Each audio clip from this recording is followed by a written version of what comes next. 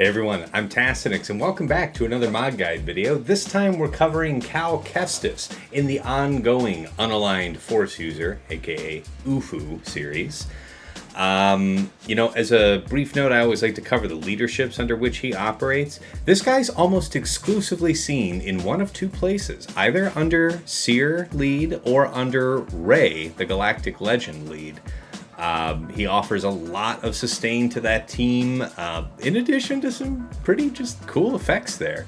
But that being said, we'll talk a little bit more about that later. For the most part, we're going to assume that you're running Cal under the Seer Junda lead, and let's go ahead and pull up my little note on that and read that off for you guys. So yeah, under Seer leadership, this assumes that all allies at battle start are dark side or light side unaligned force users. And if that is the case, then the rest of this is true. Allies get plus 40% max health and protection, prod up 50% and tenacity up for 2 turns. Until one ally takes their first turn, all of your team stacks 5% crit chance, crit damage, and offense per each enemy turn taken. So if they lap you, if all 5 characters on the enemy team lap you, you're gaining 5 times 5, 25%. Or with the Omicron, it's 15% per stack. So up to 75% crit chance, crit damage, and offense. It's pretty hideous. While allies have accuracy up, they have 50% crit damage. That comes from Seer Basic at the very least. And other UFU allies gain 5% turn meter when another ally takes damage from an enemy. And that's how this team's able to take a reasonable number of turns despite generally being modded very slow. Additionally, with Seer's Omicron, the team's bonus to max health and protection goes from 40% to 70%. The prod up gain at battle start goes from 50% to 75%. The entire team is immune to ability block and daze. And then whenever an ally dispels a debuff, recover 15% health and protection and gain advantage for 2 turns. Whenever an ally dispels a buff, recover 15% health and protection, gain foresight for 2 turns at the end of their turn.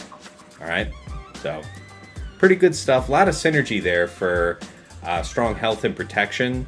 You might think that protection gives more survivability overall, and that would to the individual character, but there's a lot of protection up in this team, which takes more advantage of health. Alright, before we... let's go ahead and dig right into the character kit here on Cal. I'm Persistent, his unique. At the start of battle, all unaligned force user allies gain 30% max health and tenacity. Whenever an ally is critically hit, they and Cal recover 5% health and protection.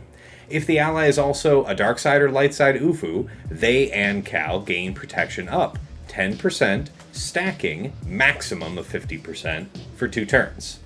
For each special ability used by each other character on the board, ally or enemy, Cal gains a stack of the unique buff Persistence, which can't be copied, dispelled, or prevented. If an opponent takes the first turn in an encounter, Cal gains a bonus 15 stacks of Persistence. So it's extra beneficial for him to be on a team in which the enemy has somebody that goes first. And Persistence is defined as, at the start of his turn, Cal does the following based on the number of stacks of Persistence that he has. If he has 10 plus stacks, he and all UFU allies gain Foresight for 2 turns. At 20 plus stacks, he and all UFU allies gain Defense up and Protection up 30% for 2 turns. And these are cumulative, by the way. All of these will happen, right? The 10 benefit happens at the 10 plus. At the 20 plus, you get the 10 and the 20. And at the 30, you get all 3, but then it's going to reset. You'll see. At 30 stacks, he will inflict ability block and buff immunity on all enemies for 2 turns, which can't be evaded or resisted. And all allies gain 50% turn meter. This effect is doubled for light side unaligned force users, and stacks of Persistence are reset. So there, he builds up to this crescendo and then lets it all go. You see that he gives out this 50% turn meter or 100% for light side unaligned force users. So even if you've got your dark side unaligned force users on this team, they're still getting something. But that's another reason why this character can shine under Ray lead, who is in general running with a fair few light side UFUs. Can be done. It's an interesting thought.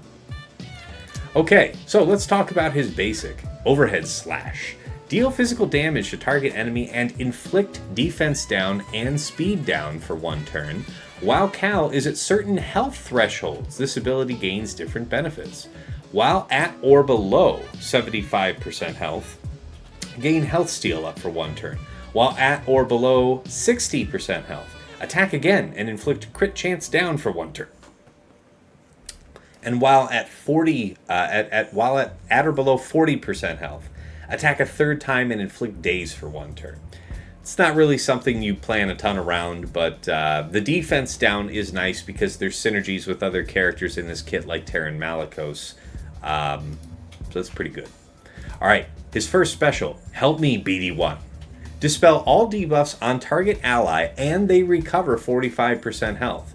If the target ally is full health, they recover 30% protection instead.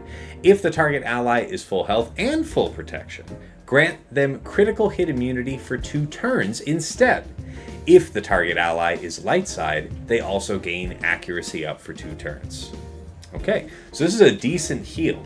I like that. I mean, there's multiple times where you can strategically use it for the dispel too.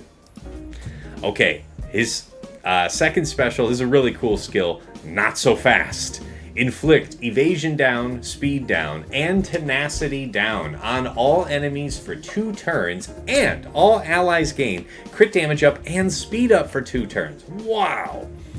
All unaligned force user allies gain 3% turn meter for each debuff resisted by enemies. If an enemy already had speed down, they are stunned for 1 turn. So, you have that healing immunity and ability block, I think, done through his unique at the 30 plus stacks that can't be evaded or resisted, but everything else in his kit can be. So you might think that this guy needs to be modded for some amount of potency. I think there's 2 reasons why that's not true. First, this ability is going to put down tenacity down, and so it's going to help anybody who really matters for getting debuffs down do the job. But also, most of the debuffs that he does, like for example on his basic, they're whatever. You want them to land because it helps out other characters on the team. But if they don't land, it's not the end of the world. And then in this particular case for this skill, if the debuffs that it applies land, great. Your team's still going to get speed up in any event. But if you get resisted at all, it's feeding turn meter into the rest of your team, which you actually want. So that's fine. This is such an amazing skill. Yeah. And if an enemy already had speed down, they're stunned for 1 turn. If an enemy, so any enemies that have speed down would be getting stunned by this. And I think, yeah, speed down is done by this. There's other speed down, I want to say. Yeah, from basic. So if you use this basic into this, it could stun, right? If you had speed down applied to every other character, then use Not So Fast, if they already had it, they get stunned. Pretty good. So let's go ahead and talk about team comps and turn order. I will put the link to the Sir Junda video here in the video description. So I went into a lot of detail on these comps and why you might want to use them there. So check that out for full detail. But this page here is showing a few different comp ideas for 3 vs 3 and 5 vs 5. The characters are shown in turn order, desired turn order. You'll see that in every comp in which Cal Kestis is present, Cal Kestis is dead last for me. He matters least in terms of turn order because he's giving out such an enormous passive benefit through his unique that it's kind of okay for him to be very slow, and it's fine for him to be dead last. The reason why he's incidentally dead last for Seer is because this same modding also will serve you well if you wanted to plug him in under Galactic Legend Ray. In which case, you get you maximize his benefit to that team by him being just absolutely wooden slow, and we'll cover that here in a moment. So okay, so here's a few different 5 vs 5 comp ideas, and here's a couple 3 vs 3. I guess I don't really have Cal listed in here because I don't I think using him on offense with Seer and Malikos, you can definitely get some high banner clears on stuff. But I think Cal does more in threes under Ray. So, yeah, we'll get there. Okay, let's go ahead and jump into the modding. I'll actually pull this up from my view here. Swigga.gg. Okay, so if you were to plug him under Ray lead, he'll start the battle with instant defeat immunity for 1 turn. And then you know that if he gets pushed down below that threshold from Ray lead, he'll get damage immunity for 1 turn. Both the instant defeat and the damage immunity conditions we want to maximize as much as possible. We want to maintain those buffs as much as possible. That is done by zeroing out his speed. Having him as absolutely wooden slow as possible is strictly the best option for Ray. Also, since he's just a big healthy boy who gains health, hands out protection up, gets protection up from Ray, from Seer. In either case, he really just wants to be in health mods. I checked out some top players, and really nobody's doing it differently. I would say everybody's got health mods. I think some players like to have him modded for some speed, because maybe for some instances of Ray, for certain strategies of Ray, you might benefit from having some speed on Cal Kestis, but I think, again, that's the exception and not the rule, and I generally prefer not to mod that way. So, any incidental tenacity he can pick up is nice as a secondary. Otherwise, health with a side of health all the way around. Primaries, secondaries, zero out the speed as much as possible. Any incidental amount of speed added is acceptable, but I have plus 10 speed on the entire character, and these were literally the slowest mods that I could put on that also had the right primaries and some decent complementary secondaries. Okay, you'll see that I have just a little bit of potency added. That's neat. It's only 37% with that added. It's not significant, right? So like I was saying before, don't put any particular added emphasis on adding potency into this guy. Take advantage of the tenacity down. Take advantage of the fact that the best debuffs he applies can't be resisted anyway. So you could argue for some health. You could argue for increasing his armor, stuff like that. But otherwise, super, super wooden slow. As far as, I think I would want to cover applications last here. Don't I have one right here? Yeah. Seer Junda. So this is assuming a Seer Junda. Now look at this. This is so interesting that in 3 verse 3, under Seer lead, you'll see him here, like Seer, Cal, Malikos used against Inquisitors, because very often it can produce a max banner win. Cal provides so much shielding and foresight.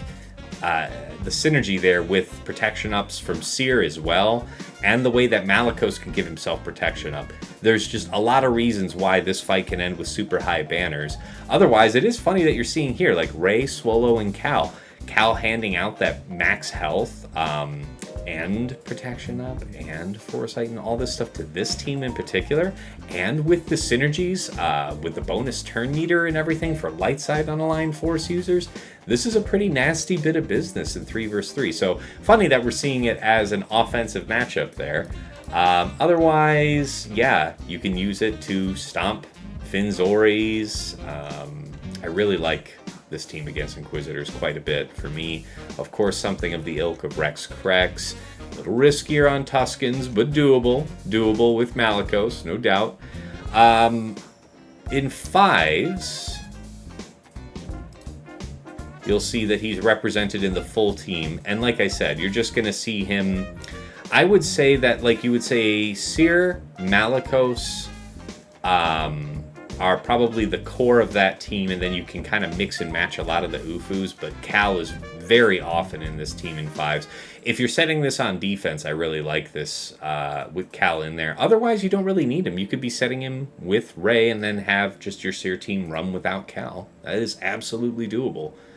All kinds of rays fall to this with Cal in there. He's providing just so much shielding and durability against these kinds of threats. Of course, it'll beat a trench. Of course, it'll fight down Finns, Saw Gerrera, Inquisitors, and the like.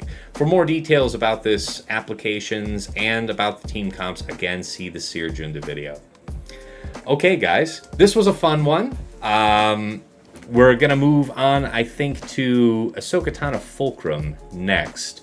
I would say that for the premium team, she is one of the core members. She has a great synergy under the Seared leadership, so I'm looking forward to covering her. All right, guys, you've been so great here with the feedback and the comments on these videos. I'm going to keep them coming. You guys seem to like them. I'll continue to tweak as I get you guys' feedback. But thank you for keeping it positive and encouraging. Really appreciate that. Until next time, it's been real, it's been awesome, it's been real awesome. Take care.